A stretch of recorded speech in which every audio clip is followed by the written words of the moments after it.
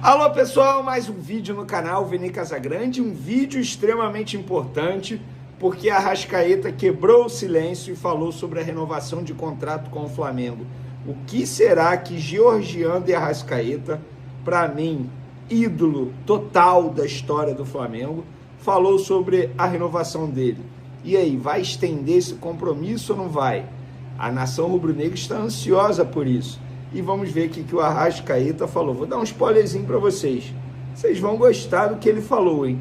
Tem também Samuel Lino sendo cobrado por torcida organizada por conta de balada. Nós fomos apurar essa história e vamos trazer essas informações para vocês também. Isso tudo e muito mais no vídeo de agora.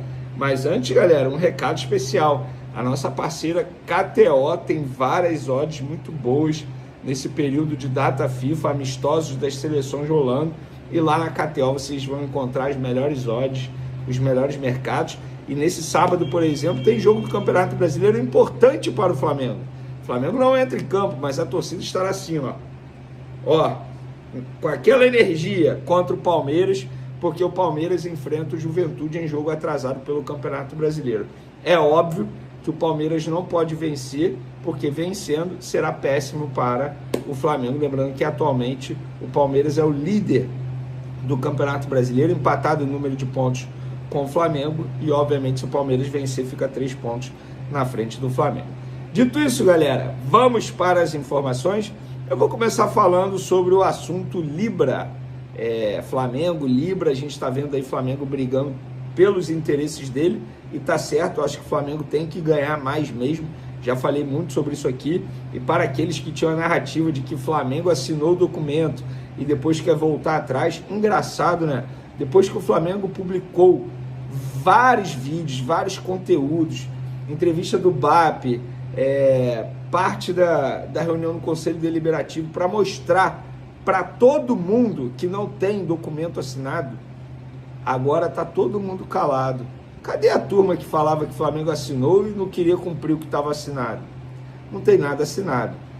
Em cima disso, nos bastidores do Flamengo, o BAP, atual presidente do Flamengo, recebeu o apoio de vários grupos políticos. Vários grupos políticos se uniram, assinaram uma carta e publicaram essa carta. Eu vou trazer um trecho que para mim é o mais importante. Não podemos concordar com esse cenário. O Flamengo não pode ter a sua representatividade reduzida de forma impositiva. Tampouco pode ser tratado como inimigo a ser combatido, mas sim como exemplo a ser seguido. Fecha aspas. Lembrando que quem teve o acordo com a Libra foi o antigo presidente, o Rodolfo Landim. Quando o BAP assumiu, ele percebeu que o Flamengo deixaria de ganhar 100 milhões de reais por ano no contrato, totalizando 500 milhões de reais. Para vocês terem noção, $500 milhão. Então acho que o Flamengo está certo. E os grupos políticos que assinaram foram Flamengo Sem Fronteiras, Gestão e Paixão, FAT, Vamos Flamengo, FAM, Fla Raiz Original, Hegemonia, Ideologia, Garden, Vitória, Advocacia Rubro-Negra, Fla-Fute, Nosso Fla, URN e o último aqui, FJT, IFEM, Juventude e Tradição. Vários grupos políticos, portanto, apoiando o presidente BAP. Agora um assunto extremamente sério, galera. Preste atenção, envolvendo Samuel Lino. Deixa eu ver qual foi o veículo. R7 Esportes noticiou: em má fase, Samuel Lino entra na mira de torcida organizada por excesso de balada. Atacante comprado por 22 milhões de euros está sendo acusado de abusar das baladas no Rio de Janeiro desde que foi contratado junto ao Atlético de Madrid. Nos últimos dias, uma torcida uniformizada do Flamengo fez chegar a Samuel Lino o recado de que não quer vê-lo virando noites em meio à série decisiva de jogos, que começa em 15 de outubro contra o Botafogo e prossegue com partidas contra Palmeiras, Racing, Fortaleza e Racing mais uma vez no Maracanã. Gente, fui apurar essa situação. Não procede. Primeiro, que o jogador está embalada, isso é zero perfil dele, tá? Zero. Samuel Lino não é esse tipo de jogador. Vão por mim. Não é um cara extremamente caseiro, digamos introvertido. Não é esse perfil. E não teve nenhuma carta chegando nele. Isso quem me garantiu foram pessoas do Flamengo, também ligadas ao jogador, Não tem nada disso. Eu garanto para vocês. Podem criticar o jogador pelo desempenho dentro de campo. Agora, atrelar isso à ida a baladas, na boa, gente, é leviano. Não procede, tá? Essa informação, eu garanto isso para vocês. É difícil eu falar dessa forma, eu garanto. Geralmente eu falo, ó, não sou dono da verdade, mas nesse caso aqui, gente, eu garanto, não é perfil do jogador, não tem nada disso, pelo contrário, é um jogador super dedicado. Gente, se ele fosse esse perfil aqui, de verdade, vamos lá, não vou nem falar de Flamengo. Vocês acham que o Ancelotti, cara, o histórico dele, a experiência dele, você acha que ele não iria saber que o jogador tem esse perfil e iria chamá-lo para a seleção brasileira? Olha a aula que o Ancelotti está dando desde quando assumiu a seleção brasileira. Ele só pede comprometimento, responsabilidade, o cara ser atleta na essência. O Samuel Lino é esse perfil. Repito, vocês podem criticar pelo desempenho dentro de campo, que de fato caiu, ele perdeu um gol contra o Bahia que não pode perder. Agora, botar isso na conta de ida à balada é leviano e mentiroso, tá bom? Vamos para a informação final desse vídeo. Arrascaeta, ele deu uma entrevista à ESPN, é raro a gente ver o Arrascaeta falar, e ele falou, primeiro ele mandou recado à torcida do Flamengo sobre crise, entre aspas, no Flamengo, e ele falou, já estou há muito tempo nesse clube, sempre tentam criar uma crise de fora para dentro, e a gente tenta sustentar da melhor forma possível. Uma derrota não pode nos desestabilizar, por isso eu falo ao nosso torcedor, o momento é de acreditar, de apoiar mais do que nunca esse clube, esses jogadores, eu acredito muito neles.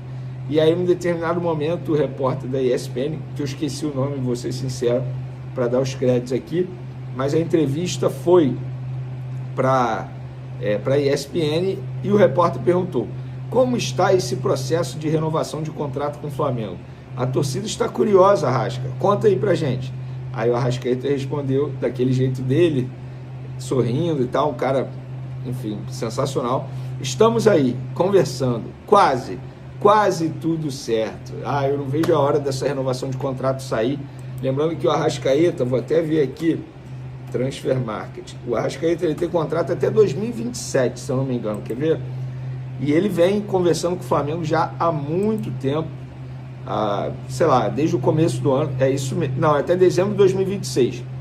Ou seja, ele tem mais aí um ano de contrato e o Flamengo quer renovar com ele, claro.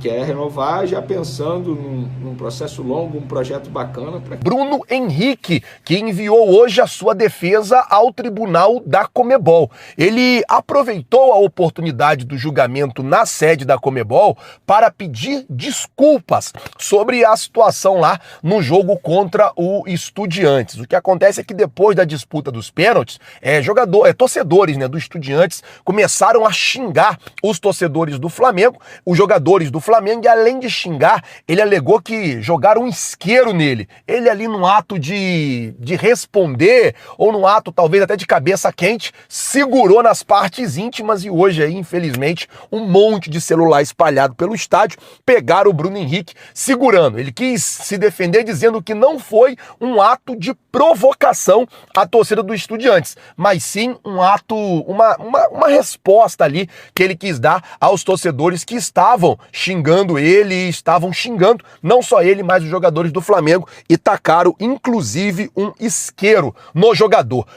A resposta ou a punição que vai ser imputada ao Bruno Henrique, ou a absolvição, nenhuma punição, deve sair nos próximos dias. Falando ainda sobre Libertadores, tá acontecendo uma situação no Peru que tem tirado aí a Conmebol do eixo. A princípio, a final da Libertadores está marcada para o estádio Monumental U, onde o Flamengo foi campeão em 2019. Acontece que está tendo muitos protestos e muitas manifestações no Peru, questões políticas, a presidente foi destituída, cara, tá acontecendo um monte de problema por lá. E por conta dessa onda de protesto, a Conmebol não descarta a possibilidade de trocar a sede da final da Libertadores, sair do Peru e ir para algum outro país, a depender aí de como vai ficar toda essa situação política lá no Peru. Não sei se vocês vão lembrar, mas em 2019 também aconteceu uma situação semelhante a essa. A final seria disputada em Santiago, no Chile. Porém, devido a questões políticas também, muito protesto, muita confusão, a final ela sai do Chile e ela vai para o Peru e o Flamengo faz aquela história maravilhosa por lá na capital peruana, em Lima. Agora, a mesma coisa está acontecendo, porém não no Chile, porém no Peru, e não se sabe ainda qual é o plano B da Conmebol. A Conmebol provavelmente vai esperar passar aí os jogos da semifinal, ver quais serão os clubes que vão se classificar para pensar aí em uma sede bem bacana para se jogar a final única da Libertadores, marcada a princípio para o dia 29 de novembro. Bom, vamos mudar o assunto aqui agora, vamos falar sobre a situação do Maracanã. Isso porque o governo já trabalha com a dupla Fla-Flu para a venda do number rights. O que acontece é o seguinte, galera, tanto o Flamengo como o Fluminense já estão aí juntos, né, administrando o Maracanã agora por 20 anos, e a ideia do Flamengo, que é o administrador sênior ou o administrador master, é vender o number rights do Maracanã. O Flamengo já tem a aprovação do governo do estado para isso, e agora começa a entrar ali naqueles trâmites burocráticos de qual seria, como é que se pagaria, como é que faria ali para que isso acontecesse, como é que se viabilizaria toda essa questão de vender o number rights do Maracanã. Se eu fosse a Nestlé, eu comprava o number rights do Maracanã. Sabe aquele leite NAN, aquele leite de criança NAN? Eu colocaria Maracanã, N-A-N, Maracanã, tipo o Bis fez com o Morumbi, né, que ficou Morumbis. Se eu fosse a Nestlé, com o dinheiro que a Nestlé tem, eu vinha no Flamengo e no Fluminense e falava, eu quero comprar. Isso tornaria ali o Maracanã, em homenagem, né, ao Maracanã, não mudaria nem o nome. Vamos ver como é que vai ficar também essa situação. Falar agora sobre um outro assunto, que é a situação envolvendo o camisa 8, ex-camisa 8 do Flamengo, Gerson, o Coringa. Essa semana começou a se especular a possibilidade do Gerson voltar para o futebol brasileiro. E aí, o Gerson quer voltar, o Gerson vai voltar, o Gerson tá voltando, o Gerson tá vindo, aquela coisa toda, muitas notícias, muitas informações. E aí, hoje, eu estava conversando com pessoas do departamento de futebol do Flamengo sobre essa situação específica do Gerson. Conversando com pessoas ligadas ao futebol do Flamengo e perguntei, vem cá, se o Gerson quiser voltar realmente, vocês pretendem fazer uma proposta, vocês pretendem fazer alguma coisa para trazer o jogador de volta? Qual que é a ideia de vocês? Eu queria saber qual é o posicionamento do Flamengo caso realmente o Gerson ele queira voltar. E a pessoa me falou o seguinte, falou, Guilherme, o que acontece é que o Gerson acabou de chegar lá no Zenit.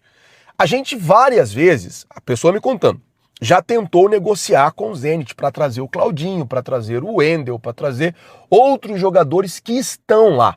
O Zenit, ele tem uma questão que não precisam de dinheiro, então eles não precisam vender jogador, eles não precisam negociar jogador, eles negociam jogador quando eles querem. Mas eu falei, não, mas o Gerson tá triste, o Gerson tá insatisfeito, todo mundo só fala sobre isso. Ele falou assim, cara, o Gerson triste e o Gerson insatisfeito, se o presidente do Zenit bater o pé e dizer que ele não vai sair de lá, ele não vai sair, não adianta. Não adianta espernear, não adianta falar, não adianta fazer nada. Ele não vai sair de lá. Foi o que a pessoa me falou. E aí eu falei, tá bom, mas se o Zenit aceitar liberar, como a notícia é que o Zenit vai querer vender ele, e aí, vocês vão atrás? E a pessoa me disse, estamos no final de temporada, momento importante no Campeonato Brasileiro, momento importante na Libertadores, dentro do Flamengo, isso ainda não é discutido, mas neste momento não existe absolutamente nada entre o Flamengo e Gerson ou entre a possibilidade do Flamengo recontratar o Gerson. Mas como vocês sabem, o futebol ele é dinâmico, as coisas mudam o tempo todo. O que é verdade ontem pode não ser verdade amanhã. E claro, se o Zenit colocar o Gerson no mercado, aí a situação é outra, a decisão passa a ser outra, o peso dessa decisão também passa a ser outro, a depender do que o Flamengo vai querer para o seu meio-campo no ano que vem. Por falar em meio-campo, Eric Pulgar está de volta e acirra ali a briga pelas volâncias do Mengão, jogador que tem uma característica diferente da do Jorginho e do Saul e do De La Cruz, que são jogadores com toque mais refinado, são jogadores de mais qualidade, porém o Eric Pulgar ele tem aquela valência de um cão de guarda, de um pitbull ali no meio-campo. Está de volta e vai aumentar a briga ali pela disputa na titularidade no meio-campo do Mengão. E eu queria saber de você, torcedor rubro-negro, se você fosse o técnico Felipe Luiz, como é que você escalaria o meio-campo? Se você fosse o Felipe Luiz, você colocaria o Pulgar de titular quando ele tivesse em condições? Você colocaria o Saul e o Jorginho? Como é que seria a sua dupla de volantes? Coloca, por favor, nos comentários, lembrando que o seu comentário é importante demais para nós. E ó, galera, eu quero pedir a você que não é inscrito no canal, se inscreve no canal, acione o sino da notificação, deixa aí o seu like. Muito obrigado por tudo. Valeu, galera. Tamo junto. Vocês já sabem. É nóis. Valeu!